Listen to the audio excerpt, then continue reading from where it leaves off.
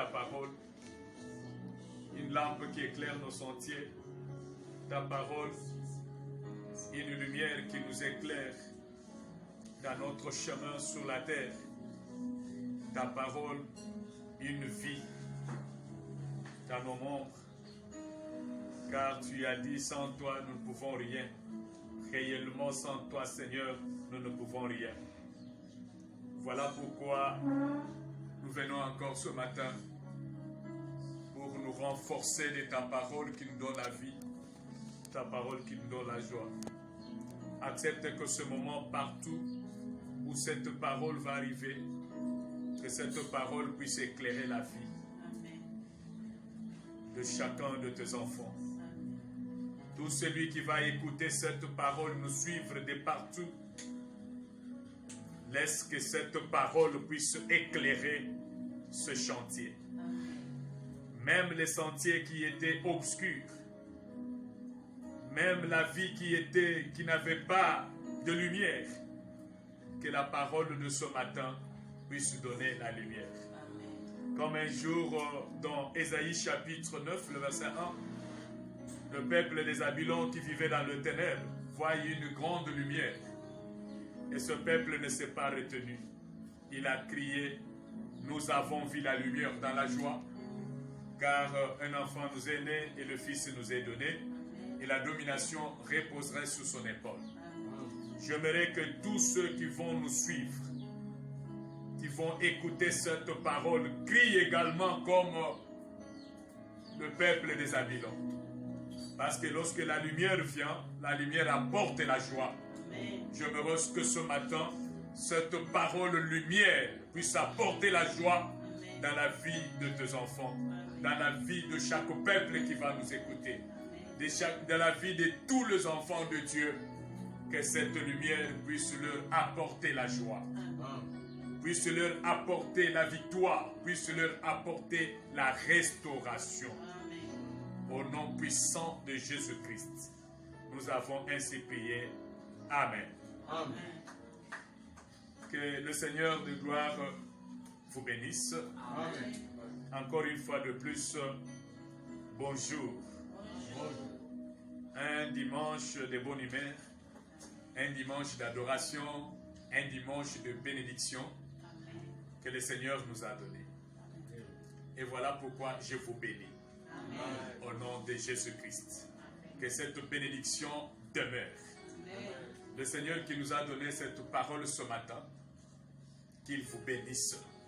S'il y a des choses que vous êtes en train de chercher et que vous n'avez pas encore trouvées, je projette cette lumière afin que partout il y avait le ténèbre, que la lumière puisse éclairer afin que vous puissiez voir ce que vous êtes en train de chercher. Amen. Que le Seigneur vous l'accorde.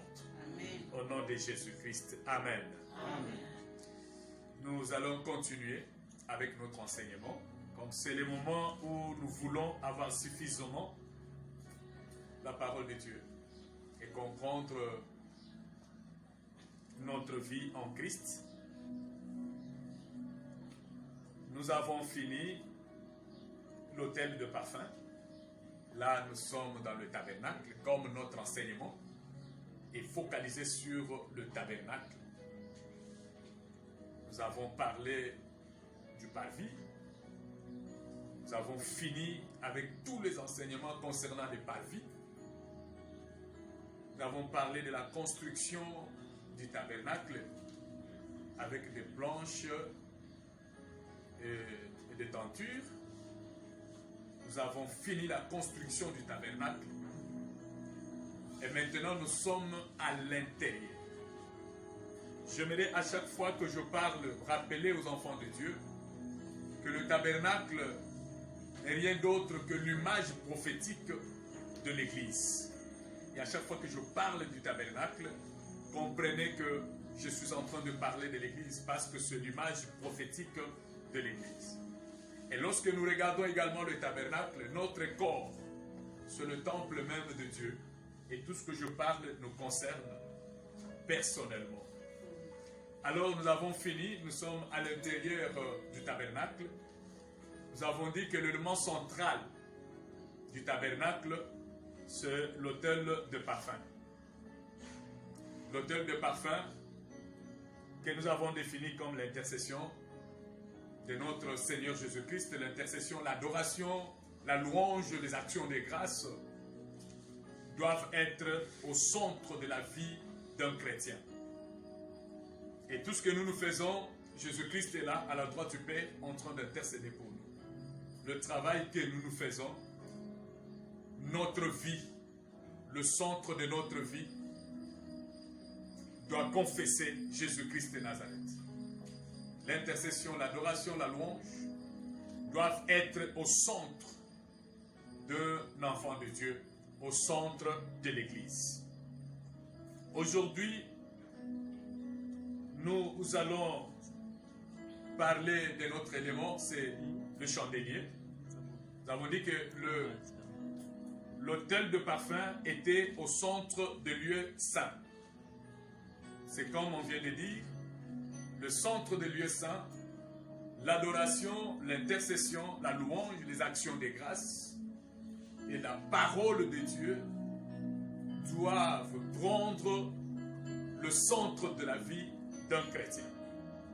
Et maintenant, nous voyons un autre élément dans le tabernacle qui est le chandelier, ou la lampe à 7 branches. Parce que lorsque vous regardez le chandelier, c'est une lampe qui a 7 branches. Vous voyez la branche principale au milieu et le 3 de chaque côté, qui font 6, plus le milieu, ça fait 7. Et je sais pourquoi, je suis en train de différencier, parce qu'au fur et à mesure, nous allons montrer pourquoi les autres branches 6 là, et la branche au milieu. Prenez Exode chapitre 25. Le verset 31 à 40. Exode chapitre 25. Exode 25. Le verset 31 à 40. 31 à 40, nous lisons la parole de Dieu. Et sur une autre branche, 3 calices en forme d'amande, avec pommes et fleurs. Il lancera les mains pour les 6 branches sortant du chandelier. À la tige du chandelier, il y aura 4 calices en forme d'amande, avec leurs pommes et leurs fleurs. Il y aura une pomme sous 2 branches sortant de la tige du chandelier, une pomme sous 2 autres branches, et une pomme sous 2 autres branches. Il lancera des mains pour les 6 branches sortant du chandelier. Les pommes et les branches du chandelier seront d'une même pièce. Il sera tout entier d'or pur, d'or battu. Tu feras 7 lampes qui seront placées dessus, de manière à éclairer en face. Ces mouchettes et ces vases à cendre seront d'or pur. On emploiera un talent d'or pour faire les chandeliers avec tous ces ustensiles. Regarde et fais d'après les modèles qui t'est montré sur la montagne. Amen. Parole du Seigneur. Fais les chandeliers avec les modèles qui t'est montré à la montagne. Vous allez comprendre que ça, c'est le modèle que le Seigneur donne à Moïse. Comment construire le chandelier qui doit prendre la place dans le lieu saint. Nous allons nous attarder beaucoup de temps sur cet élément, le chandelier, parce qu'il y a la profondeur de cet enseignement également. Il y a beaucoup de choses ici sur cette lampe à 7 branches. Mais donnez-moi seulement un petit temps aujourd'hui d'introduire seulement cet enseignement sur les chandeliers comme un deuxième élément qu'on va trouver également dans le lieu saint. Là, nous sommes déjà dans le tabernacle. Je vais faire mon introduction qui ne va même pas se terminer aujourd'hui. Nous allons finir ça le mardi. Retenez seulement ceci. Prenez également Exode chapitre 37, le verset 17 à 24. Vous allez lire pour la meilleure compréhension. Mais tout l'enseignement sur les chandeliers, on va les tirer là. Mais ce que nous devons retenir dans notre introduction, c'est que le chandelier, c'est un corps qui porte la lumière.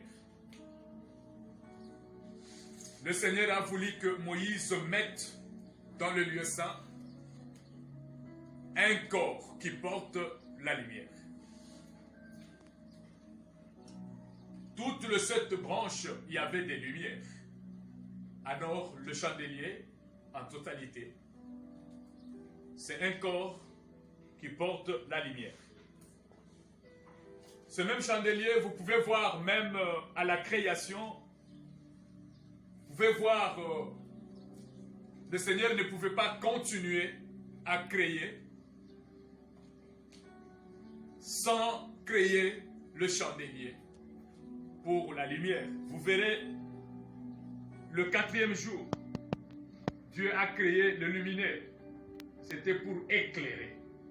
La terre qui était dans le ténèbre, la terre qui était dans l'obscurité, il fallait qu'il y ait une lumière. Là, vous allez voir dans Genèse chapitre 1er, le verset 14 à 19, Dieu a créé le luminaire.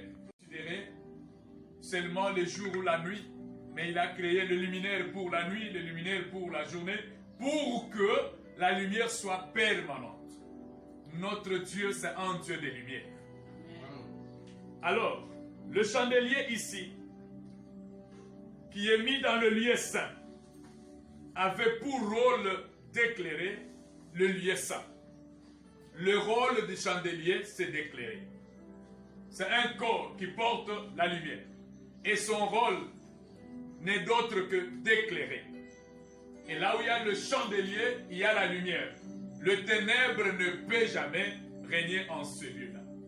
C'est comme ça que le Seigneur a voulu que Moïse mette le chandelier dans le lieu saint, afin que nuit et jour, que le chandelier puisse éclairer. Et je vous dis également que même s'il y a des brouillards naturels, le chandelier ne dépend pas d'autres lumières naturelles, mais le chandelier, c'est un corps qui porte la lumière, qui doit éclairer à tout moment. À tout moment. À tout moment. Alors le chandelier a ce rôle-là. Le rôle, c'est d'éclairer dans le lieu saint. Le chandelier, c'est l'image de celui qui nous a dit ceci. Je suis la lumière du monde. Et hors de moi, il n'y en a point d'autre. Je suis en train d'épingler ou de parler en détail pour comprendre que dans le chandelier, il n'y avait pas deux sources de lumière. Il y avait seulement une seule source de lumière. On pouvait dire que la maison semblerait être grande, où on peut mettre beaucoup de lumière, on peut mettre beaucoup de lampes, mais je vous dis que le Seigneur n'avait pas voulu que dans ces lieux saints, qu'il y ait deux sources de lumière. Le Seigneur ne veut pas que dans son église, qu'il y ait deux sources de lumière. Dans l'église du Seigneur, il y a seulement une seule source de lumière. Or, le chandelier, c'est la représentation de celui qui a dit « Je suis la lumière du monde.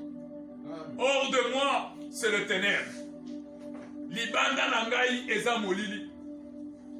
Ngai mokonde nazali pole ya moki.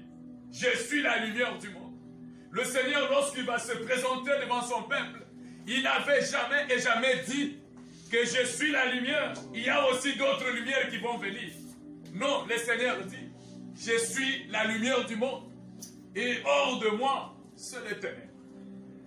Là, c'est Jean chapitre 8, le verset 12. Nous allons comprendre que le chandelier, c'est Jésus-Christ lui-même, qui est la source de la lumière dans l'Église.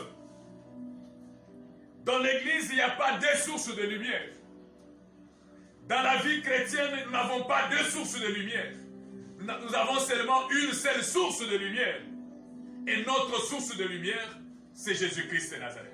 Comme je suis en train de parler, je suis connecté. Je suis connecté à cette source de lumière. Et celui qui éclaire mes yeux, celui qui ouvre mes oreilles, celui qui me montre le pas. Une seule source de lumière. C'est pourquoi il nous a donné sa parole. Ne peut bien comprendre la parole de Dieu que celui qui est connecté à cette source. Dans l'église du Seigneur, tout comme dans le chandelier, une seule source de lumière. Nous pouvons noter ceci dans cette introduction sur le chandelier. 1. Dans le lieu saint, il y avait seulement une seule source de lumière. Dans l'église du Seigneur, il y a seulement une seule source de lumière. Pourquoi une seule source de lumière? Parce que le chandelier ou la lampe à 7 branches est seulement l'image de Jésus-Christ de Nazareth. Nous n'aurons pas 5 Jésus. Nous n'avons pas 2 dieux. Nous avons un seul Dieu. Un seul Dieu qui est la source de toute la lumière. Et ce Dieu-là, en se manifestant au milieu de nous, il nous a laissé sa parole. C'est sa parole qui nous projette cette lumière. C'est sa parole. Une seule lumière qu'on doit trouver dans le tabernacle. Une seule lumière qu'on doit trouver dans l'église du Seigneur. C'est Jésus-Christ lui-même.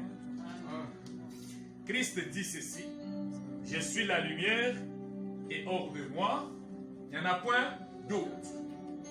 Et si dans une église, nous commençons à voir 2 sources de lumière, non, le Seigneur n'a plus sa place. 2.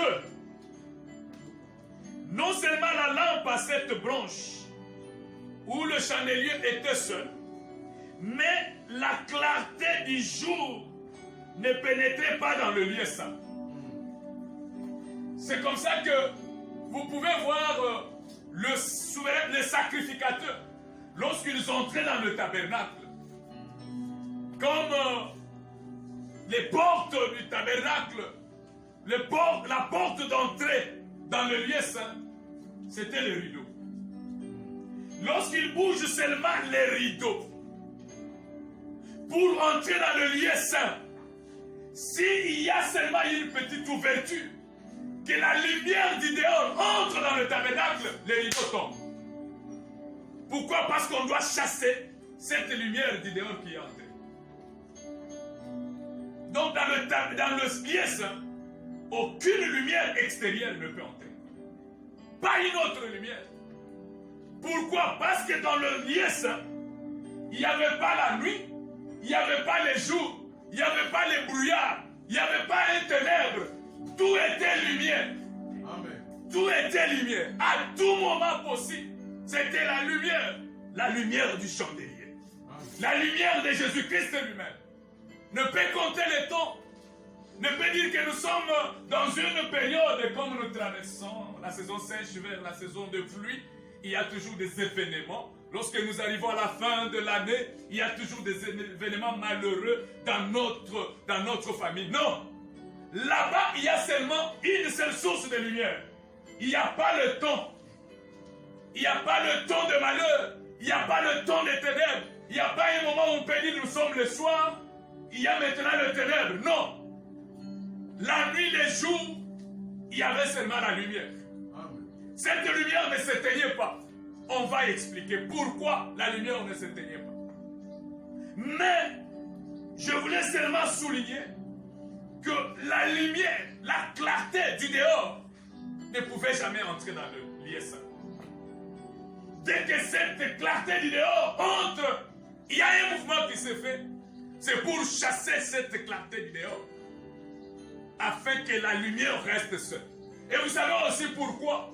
Lorsque vous allez mettre la lumière ici, et vous mettez aussi la clarté du dehors, il y a un combat. Et cette lumière ne va pas éclairer comme il le faut. Pourquoi? Parce qu'il y a eu un mélange. Il y a eu un mélange où la lumière du dehors est venue maintenant combattre la lumière de l'intérieur. C'est pourquoi le Seigneur ne voulait pas. Il a dit à Moïse que la lumière du dehors ne peut entrer. C'est l'unique chandelier qui doit donner la lumière dans le lieu saint. C'est comme ça l'église du Seigneur ou un enfant de Dieu. Nous ne pouvons pas accepter qu'il y ait une autre lumière qui doit entrer dans notre vie pour nous éclairer. Notre vie doit toujours être éclairée par une seule lumière dont la source est Jésus-Christ de Nazareth. Amen. Pas d'autre lumière, pas une autre source de lumière. Seulement la lumière qui vient de notre Seigneur. Malheureusement, aujourd'hui, bien beaucoup de gens y introduisent dans la vie ou dans l'église ou dans le tabernacle des lumières qui viennent de l'extérieur. Je peux citer quelques lumières. Leur sagesse propre. Ils utilisent leur sagesse personnelle pour résoudre des problèmes. Il y a des choses que nous pouvons seulement être éclairés par le Seigneur, leur sagesse. Lorsqu'on applique trop la sagesse dans les choses de Dieu, on veut toujours apparaître sage que d'avoir une sagesse qui vient de Dieu. On a introduit une clarté de dehors. Il y a des gens, à un moment donné, qui ont leur manière de raisonner. Au lieu de raisonner sur la parole de Dieu, ils commencent à raisonner. C'est comme ça que vous voyez aujourd'hui beaucoup de prophéties qui viennent de leur raisonnement. Qui viennent de leur raisonnement. Quelqu'un qui va donner sa prophétie dit c'est ma part de lumière, ma part de vérité. Ce n'est pas la part de Dieu, ce n'est pas la part de Jésus, ce n'est pas la part de la parole de Dieu. Mais lorsque le Seigneur lui-même parle, lui qui est la source de lumière, il ne va pas diviser la part, il prend l'entièreté et il donne avec toute précision. Et aujourd'hui, les gens commencent à faire leur jugement personnel sur les choses de Dieu. Ils appliquent la science, leur connaissance personnelle dans les choses de Dieu. Et sans oublier que la parole de Dieu ou la connaissance de la parole de Dieu, le Seigneur n'a pas donné aux sages et aux intelligents, mais il a pris les choses viles du monde pour les élever. Et c'est pour dire que ces choses viles peuvent maintenant donner la sagesse divine qui peut étonner le monde. Notre sagesse, nos interprétations personnelles, sans entrer en profondeur de la Bible, c'est la clarté qui vient du dehors. Or, le Seigneur ne veut pas qu'une autre lumière puisse entrer dans le lieu saint. Amen. Amen. Amen. Là, c'est notre vie. Le Seigneur ne veut pas. On oublie en ce moment-là la leçon du tabernacle, qui est une image prophétique de l'Église. Ce ne sont pas des choses de raisonnement personnel où on commence à appliquer la science du monde. C'est ça ce que j'ai dit, la clarté du dehors en était exclue dans le tabernacle. On ne pouvait pas prendre les choses du dehors pour les amener. Laissons seulement dans le tabernacle que le Seigneur lui-même éclaire. Amen. Que le Seigneur lui-même éclaire. Amen. Ce que nous pouvons faire, c'est nous accrocher seulement à sa parole. Le reste que le Seigneur lui-même éclaire. Lorsque nous voulons beaucoup éclairer les gens, nous-mêmes nous prenons la position d'éclairer les gens. Et nous ne laissons pas la place à Dieu d'éclairer les gens. C'est comme ça que nous tapons toujours des côtés. Là, la clarté du dehors ne peut jamais entrer. Sa source de la lumière était uniquement au-dedans de lui. Il ne pouvait pas tirer la source de lumière ailleurs. C'est comme aujourd'hui, quelqu'un peut parler, il parle de Dieu, il est là. Il est en train de donner des exemples d'autres pays. Il est en train de donner des exemples d'autres contrées. Il est en train de donner des exemples d'autres personnes.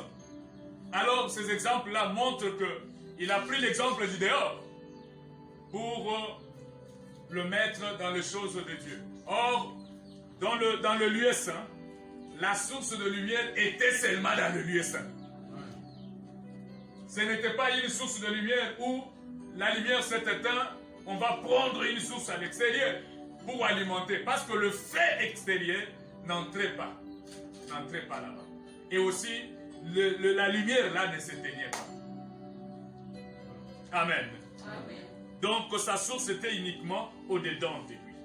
Nous allons parler de troisième point pour finir. Si on laissait pénétrer la lumière extérieure, qu'est-ce qui pouvait arriver? C'est comme aujourd'hui, lorsque nous laissons dans notre vie pénétrer une clarté extérieure. Qu'est-ce qui arrive? Et parfois nous ne savons pas ce qui arrive, mais il y a des choses qui arrivent terriblement, et aussi c'est la honte à un moment donné. Alors si on laisse pénétrer la lumière extérieure, le chandelier est en ce moment-là affaibli. La Bible dit qu'il est un Dieu jaloux. Il est le Dieu jaloux. Il ne partage jamais sa gloire avec une autre personne. Et lorsque vous introduisez la lumière extérieure, le chandelier est affaibli. Et le chandelier est rendu indistinct à sa lumière. C'est comme vous pouvez prendre cette chandelier-là. Ce chandelier, vous mettez ça dehors. Avec la lumière extérieure. Les combats là, vous ne verrez pas vraiment la lumière du chandelier. Et en ce moment-là, le chandelier est affaibli. Il ne va pas travailler, il ne va pas vous éclairer comme vous avez besoin. C'est comme ça que le Seigneur peut vous utiliser dans sa parole, peut vous utiliser dans son œuvre. Mais lorsque vous faites entrer seulement une clarté extérieure, lui qui est au milieu de vous, il ne sort pas, mais il est affaibli. Il est affaibli. En ce moment-là, il ne fait plus rien parce que vous l'avez mélangé. Et quand il est affaibli, sa lumière n'éclaire plus. Et en ce moment-là, c'est des problèmes. Vous commencerez à dire des choses que lui-même n'a pas dit parce qu'il n'éclaire plus. Pourquoi? Parce que vous l'avez mélangé avec une clarté extérieure. Il y a toute une liste de choses que le Seigneur nous interdit en tant que le sacrificateur. Il y a des endroits que le Seigneur nous interdit en tant que sacrificateur. Il y a des choses même que le Seigneur nous interdit à dire dans nos bouches en tant que les sacrificateurs. Et lorsque nous entrons dans tout cela, alors nous ne serons plus éclairés par ce chandelier. Et en ce moment-là, c'est notre pensée, c'est notre sagesse, c'est notre intelligence que nous exposons maintenant au monde. Et non pas la parole du Seigneur. Non pas la lumière qui vient de notre Dieu. Apocalypse chapitre 21, le verset 10 à 11, 22 à 23. Je vais parler maintenant pour être efficace. Apocalypse 21. Et je conclue ici. 21, 10 à 11. 10 à 11. Nous lisons la parole 22 et 23 à 23. Nous lisons la parole des Dieu au nom de Jésus. Amen. Et il me transporta en esprit sur une grande et haute montagne. Et il me montra la ville sainte, Jérusalem, qui descendait du ciel d'auprès des dieux et en la gloire des dieux. Son éclat était semblable à celui d'une pierre très précieuse, d'une pierre de jaspe, transparente comme du cristal. 22, 23. 22-23. Je ne vis point de temple dans la ville, car le Seigneur Dieu Tout-Puissant est son temple, ainsi que l'agneau. La ville n'a besoin ni du soleil ni de la lune pour l'éclairer, car la gloire de Dieu l'éclaire et l'agneau est son flambeau. Amen. Amen. Il dit, il me transporta. Lorsque nous concevons seulement la lumière du lieu saint, le Seigneur va nous transporter. Il l'a transporté, il lui a montré la ville sainte. Mais lorsqu'il a vu la ville sainte, qu'est-ce qu'il a vu là-bas? Il n'avait pas besoin de la lumière extérieure. Il avait besoin, la ville n'avait besoin du soleil. La ville n'avait besoin du soleil ou de la lune pour être éclairée. Mais quelle lumière éclairait la ville? C'était la lumière du chandelier. Moi, je n'aurais pas besoin du soleil pour être éclairé. Mais il y a une lumière qui peut éclairer ma vie tous les jours. Lorsque nous restons et nous gardons la lumière du lieu très saint. Lorsque nous gardons une seule source de la lumière dans notre lieu saint. Lorsque nous gardons une seule source de lumière dans le tabernacle, le Seigneur va nous montrer des choses. Les choses que cette lumière du soleil ne peut montrer. Les choses que cette lumière du soleil ne peut montrer. Mais les choses que la lumière céleste peut seulement montrer. C'est pourquoi je dis que là-bas, ce n'est pas la lumière. Comme nous avons des ampoules qui peuvent éclairer. Mais c'est Christ lui-même qui est la lumière. Et lorsqu'il a vu, qu'est-ce qu'il a vu? Il va voir que la ville, il n'y avait pas le soleil pour éclairer la ville. Il n'y avait pas la lune pour éclairer la ville, même la nuit. Mais il y avait une lumière insoutenable, jour et nuit, qui éclairait la ville. Notre vie doit être éclairée par cette lumière dont la source est Jésus-Christ de Nazareth. Alors pour être efficace, je vais vous dire ceci. Le chandelier, pour que le chandelier puisse être efficace, doit rester seul. Pour que vous puissiez être efficace également, il faut que la source de lumière soit seule dans votre vie. Dans votre église, une église dont beaucoup de sources de lumière.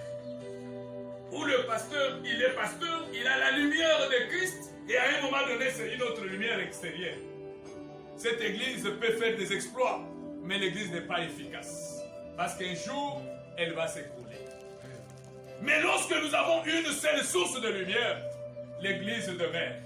C'est cette église-là que le Seigneur a dit, je bâtirai mon église sur cette pierre. Les portes de séjour des morts ne prévaudront jamais contre cette église. Il y a des églises qui n'ont pas du tout émergé et connu, mais ces églises qui restent toute la vie sans des problèmes. Mais il y a aujourd'hui des églises qui sont élevées dans la ville, mais dont demain vous entendez des choses.